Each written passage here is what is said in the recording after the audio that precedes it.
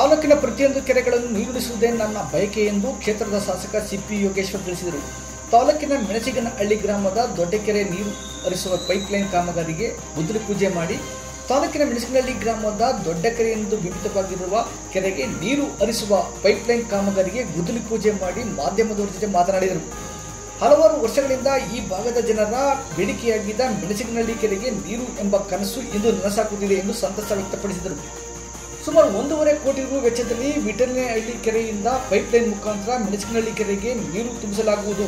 ತದನಂತರ ಉಳಿದ ಎಲ್ಲ ಕೆರೆಗಳಿಗೂ ನೀರು ತುಂಬಿಸಲಾಗುವುದು ಎಂದು ತಿಳಿಸಿದರು. ಈ ಕಾಮಗಾರಿ ಕೆಲ ತಿಂಗಳಲ್ಲಿಯೇ ಪೂರ್ಣಗೊಳ್ಳಲಿದೆ. ಅಲ್ಲದೆ 10 ಕೆರೆಗೂ ನೀರು ತುಂಬಿಸುವ ಪೈಪ್ಲೈನ್ ಕಾಮಗಾರಿಗೆ ಶಂಕುಸ್ಥಾಪನೆ ಮಾಡಲಾಗುವುದು ಎಂದರು. ಈ ಸಂದರ್ಭದಲ್ಲಿ ಗ್ರಾಮದ ಮುಖಂಡರುಗಳು, ನೀರಾವರಿ ಇಲಾಖೆ ಅಧಿಕಾರಿಗಳು ಹಾಗೂ ಹಲವಾರು ಮಂದಿ ಅಧಿಕಾರಿಗಳು ಹಾಜರಿದ್ದರು.